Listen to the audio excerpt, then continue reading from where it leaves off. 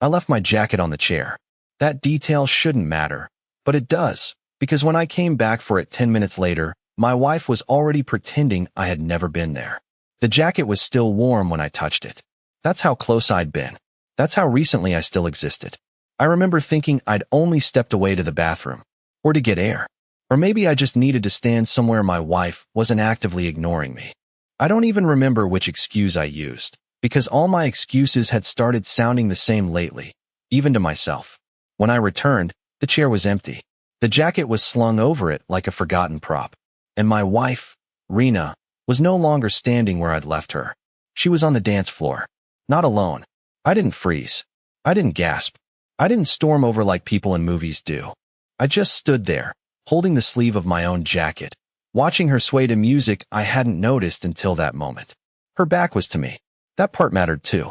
She was laughing, head tilted slightly, shoulders loose, hair moving the way it only ever used to move when we were dating.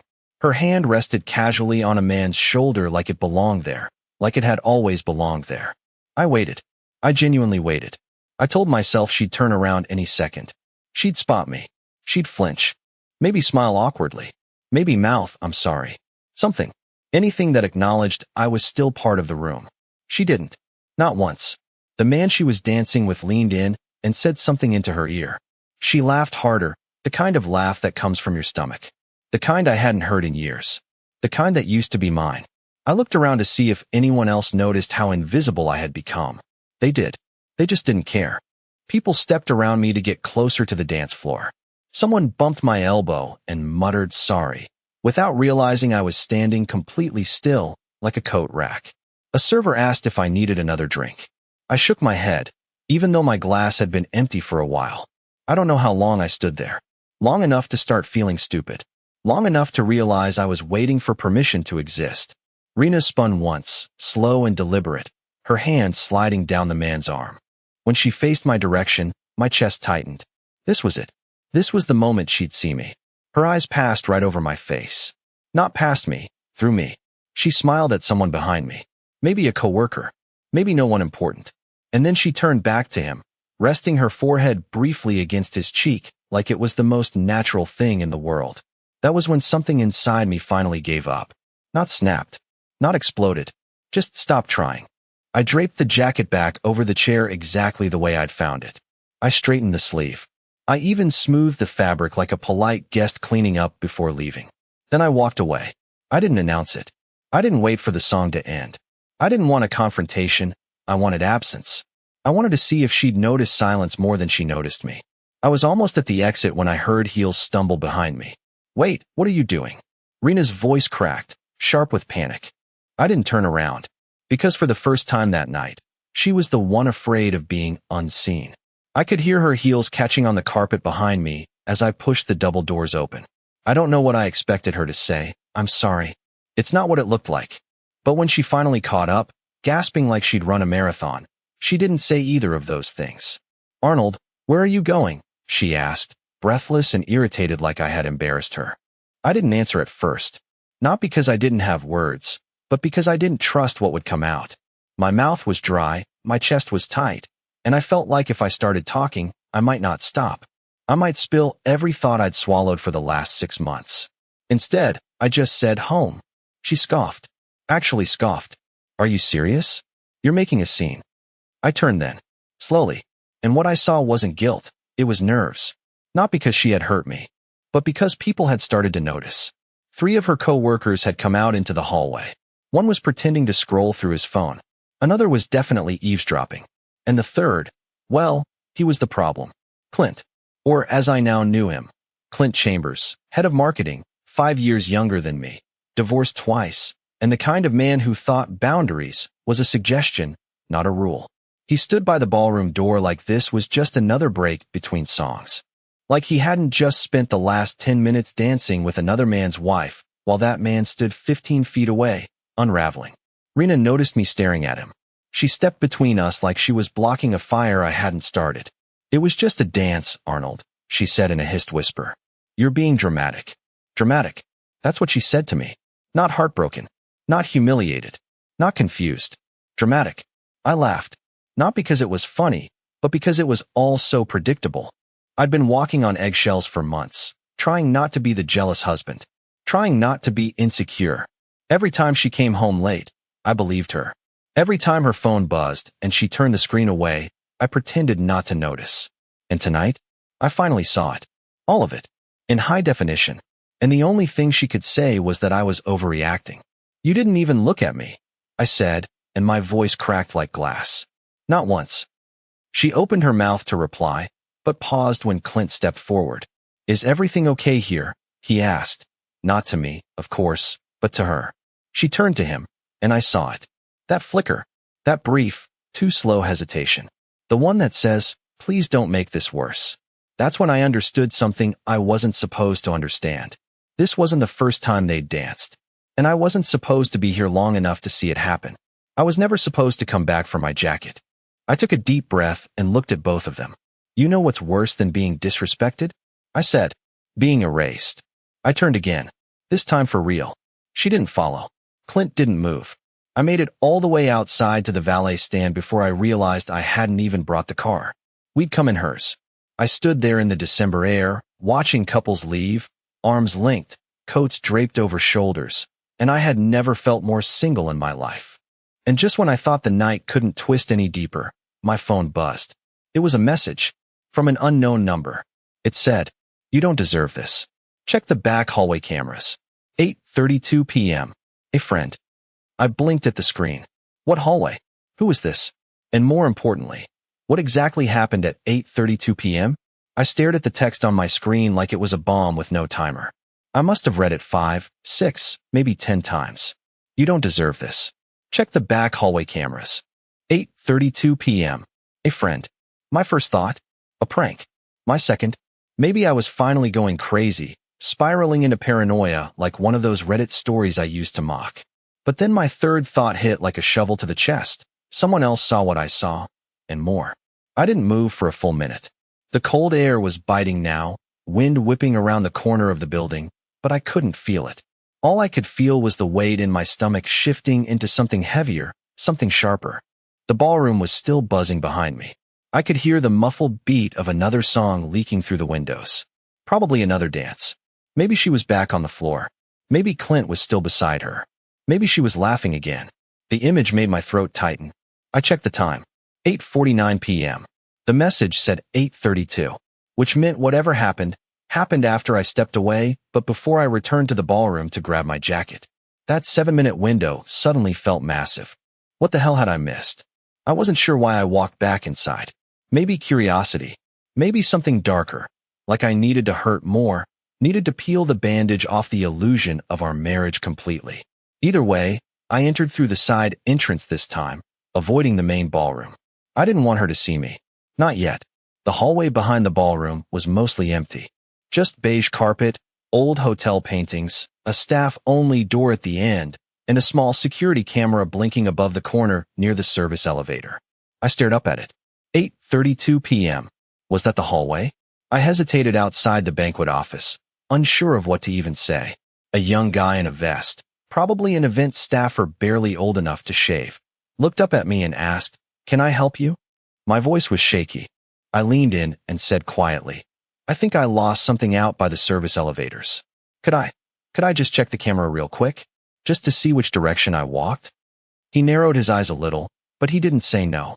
After a pause, he muttered, "I'm not really supposed to," then sighed and said, "Whatever, just make it quick."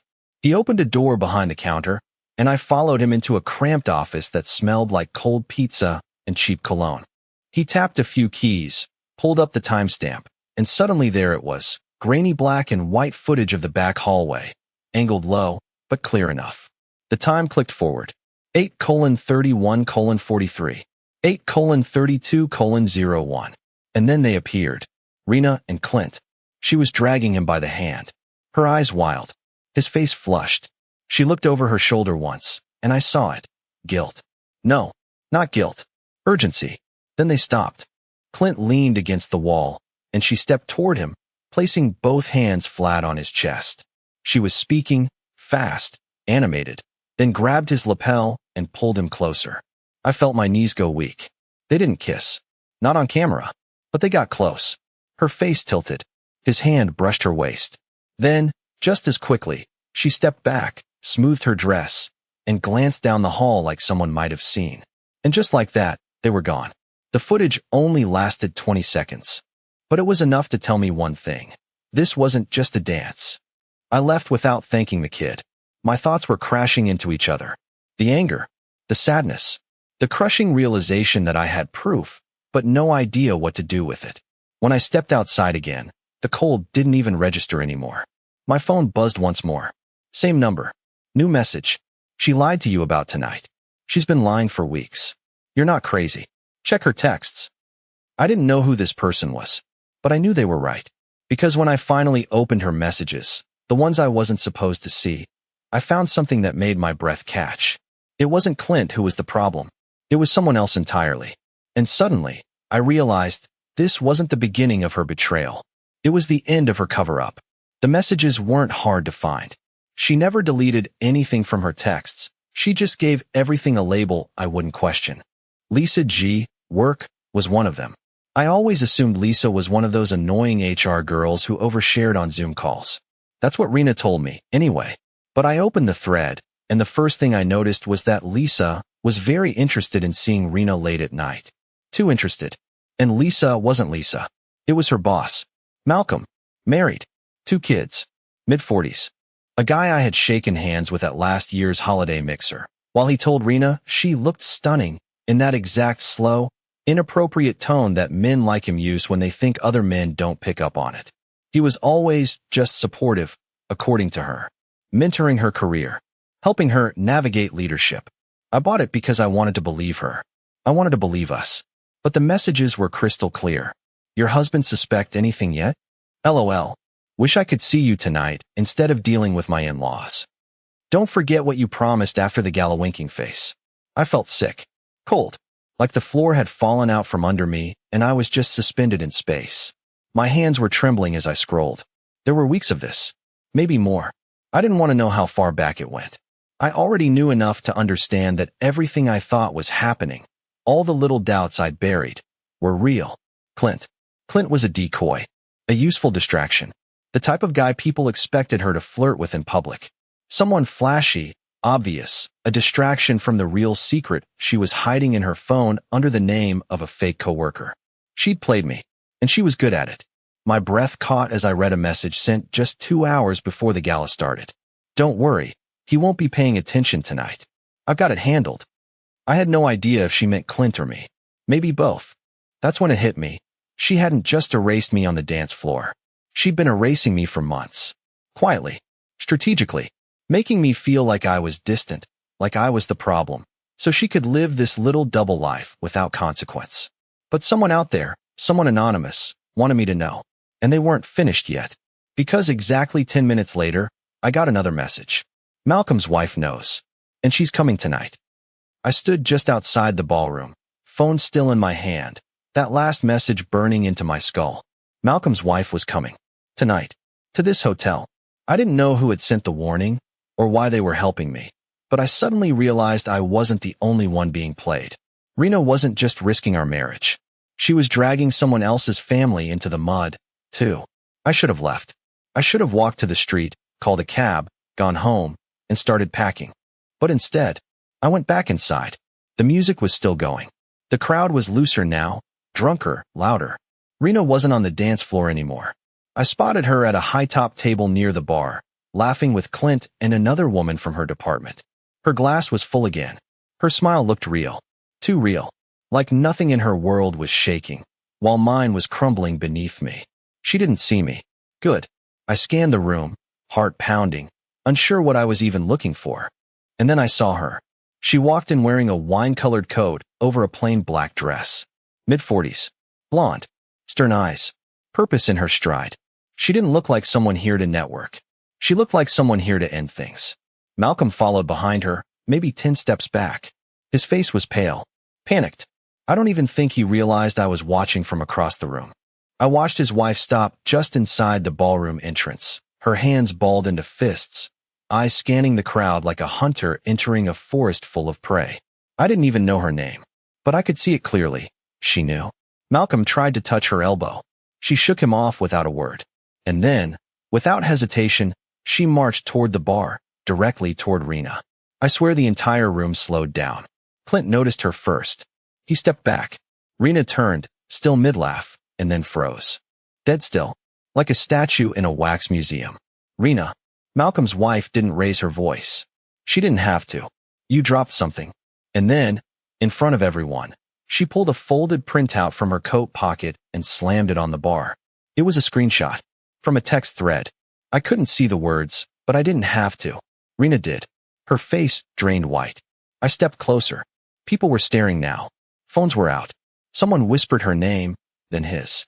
A ripple of recognition spread across the crowd. Rena tried to speak. This isn't. Don't lie, Malcolm's wife said, her voice still terrifyingly calm. I read every message, every photo, every lie you told my husband while pretending yours was just a bit distant lately. She turned and looked directly at me. I froze. This is him, isn't it? She asked. I nodded. The silence in the room felt louder than any argument. Malcolm was standing by the champagne table, sweating through his collar. Rena stood there paralyzed, caught between me and the woman she never thought would show up. And then something unexpected happened. Malcolm's wife didn't yell. She didn't cry. She leaned forward and whispered something into Rena's ear. I couldn't hear what she said, but whatever it was, it made Rena's knees buckle. And then she walked away. No scene. No chaos. Just nuclear silence. Rena looked around. Everyone was still watching. Clint stepped away like she had a disease. Her boss was already gone. And I turned and walked out again, just like before. But this time, she didn't chase me. This time, she knew there was nothing left to salvage. I didn't sleep that night. I couldn't. I just lay there on the living room couch with my phone on my chest and my brain doing laps around everything I'd just witnessed. The ballroom, the look on her face, the message, the hallway footage, and the way she didn't run after me this time. I think that part stuck the hardest. She let me go. For a woman who once used to panic if I didn't text her back within 10 minutes, she let me walk out of her public shame spiral and never once reached out. At least, not at first. By noon the next day, the silence cracked. It came as a voicemail. 27 seconds. Left at 12:07 p.m. I didn't answer the call when it came through. I saw her name, stared at it, and let it ring out. But when I finally listened, it wasn't anger. It wasn't begging. It was worse. It was performative. Hey, I know you're probably really upset. I think some things got blown out of proportion last night. Can we just talk? It wasn't how it looked. Honestly, please don't do anything until we talk. Until we talk. Not until I explain, or until I tell you the truth. Just talk. Like we could brush this off with matching coffee cups and some passive-aggressive couples therapy. I was halfway through replaying the voicemail when a new text arrived. Not from Rena. From the unknown number again. She's already rewriting the story. Don't let her gaslight you. Meet me today. Attached was a location. A diner. Just outside town. I stared at the screen for a long time. Something about it felt off. Not threatening, just too well-timed. But curiosity ate me alive, and part of me needed to know who this person was. The only one who hadn't lied to me. So I went. The diner was quiet. Mid-afternoon lull. Just two truckers in the corner and an old man reading the newspaper backward. I took a booth near the back and ordered black coffee just to feel like I belonged. At exactly 3 p.m., someone slid into the seat across from me. It was a woman. Late 20s, sharp bob haircut, no makeup, confident, but not flashy. She didn't introduce herself. She just said, I was the event photographer at the gala. I've seen her with him before. Months ago. In places they weren't supposed to be. I blinked. You mean Rena and Malcolm? She nodded, then pulled out her phone, scrolling quickly. I don't record everything, but I do keep backups of unedited shots. Stuff the company doesn't use, but I archive anyway. Then she turned the screen toward me. There, in full color, time-stamped from 6 weeks ago at another corporate dinner I wasn't invited to. Rena, sitting in Malcolm's lap. Not next to him. Not near him. On him. Her arms around his shoulders. His hand on her thigh. Her head tilted back, laughing at something he whispered. I couldn't even breathe. The woman leaned back and said, I didn't know who you were until I saw her reaction when you left last night. That wasn't guilt. That was fear. She knows she's out of moves. I just stared at the photo. I'd been erased from her life long before that dance. Long before Clint. Long before last night. This wasn't one mistake. This was her reality. And I was just the fool she kept on standby in case it all went wrong. When I got home, I half expected to find her gone. I thought maybe she'd have packed a bag, disappeared for a few days, sent a dramatic email about needing space to reflect. But Rena was there, in the kitchen, standing like she hadn't just set a grenade off in both our lives. She was still in work clothes. Slacks, cardigan, hair pulled back in that tight, professional way she always wore it when she needed to look responsible. I wondered who she thought she was dressing for now. Malcolm? HR? Herself? She didn't say anything at first. She just watched me drop my keys in the bowl by the door like I'd done 1,000 times before. I didn't look at her. Not because I was trying to punish her, but because I was afraid if I did, I'd explode. Or worse, crumble. I know how this looks, she said quietly. I laughed, sharp and hollow. Do you? Because there are photos now. So we're kind of past the point of how it looks. She took a step toward me, careful and slow, like I was a wild animal she didn't want to startle. He meant nothing. It was stupid. I was in a weird place, and... Save it, I snapped. My voice cracked halfway through. Don't reduce it to a weird place. You carried a fake contact in your phone. You snuck off at events. You had a system. That's not weird. That's planned. I finally looked at her. She flinched. Then she tried the last card in her deck. The one people like Rena always play when logic fails. I stayed because I still love you. I froze. Not because I believed her, but because I almost did. And that scared the hell out of me. She stepped closer. I panicked when you left. I was humiliated, yes, but more than that, I was scared you'd never come back. And I deserve that. I do. But I'm asking you, please, just talk to me. Really talk. Yell if you want. Hate me. But don't just shut the door. I stared at her. This woman who used to be my whole world. This woman who used to cry when I got home late because she missed me. Who used to write little notes in my lunch just to say she loved me. Now she was a stranger standing in our kitchen asking me not to close the door when she'd spent months opening doors behind my back. I should have thrown something. Or screamed. Or stormed out. Instead, I said the quietest thing I'd ever said in my life. I already did. Her mouth fell open. Eyes glossed over. And I left the room.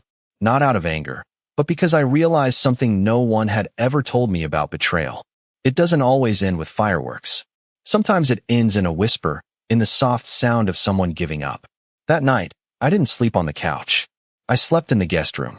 Not as a statement, but as a beginning. Because tomorrow, I'd do something I never thought I could. I'd start acting like I deserved better than being someone's backup plan. The next morning, she tried to play normal. She made coffee, left toast on the counter like it was just another Thursday. I didn't touch it. I didn't speak. There wasn't a fight. I'd spent too many months fighting for someone who treated my presence like wallpaper. I was done. At 9:14 a.m., I packed a bag. Just to carry on. I didn't need much. A few shirts. My laptop.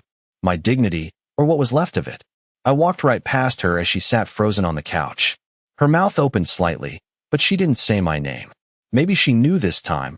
Nothing she said would stop me. Or maybe she was waiting for me to flinch like I always did. I didn't.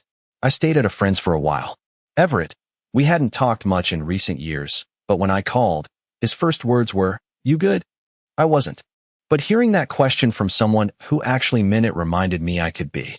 I told him just the surface level stuff. He offered his guest room without asking for the rest. Rena texted 3 times that week. Can we talk? I've been thinking about everything. You're blowing up our marriage over a mistake. I didn't answer. Because by then, I'd stopped craving closure from someone who didn't deserve my confusion. I'd spent too long waiting for her to notice I was bleeding while she was busy setting the fire. And here's the strange part. Life didn't fall apart. In fact, it started making sense. I ate better. I slept. I took my old guitar out from the back of the closet and started playing again. I messaged my sister for the first time in months. I reconnected with people who remembered who I used to be. The version of me before I became the guy who had to tiptoe around someone else's lies. 2 months later, I filed the paperwork. She didn't fight it. She didn't even show up for the first hearing. Her lawyer did. That said everything. I'm not going to pretend everything turned perfect overnight. I still flinch at certain songs. I still hate hotel lobbies. But I wake up with silence I chose, not silence I was forced to live with. And the best part? A year later, I met someone. Not on a dating app. Not at a bar. Just in the real world, a bookstore, of all places. She laughed at the title I was holding and said, "If you're going to read heartbreak, at least pick the good kind." Her name's Elise. We talk. We laugh. She sees me. The other day, she asked, "Do you miss her?" I didn't have to think. No, I said, "I miss the man I was when I thought she loved me. But I like the man I became when she stopped." That's the truth. That night on the dance floor, she acted like I didn't exist. But when I walked away, that's when I came back to life.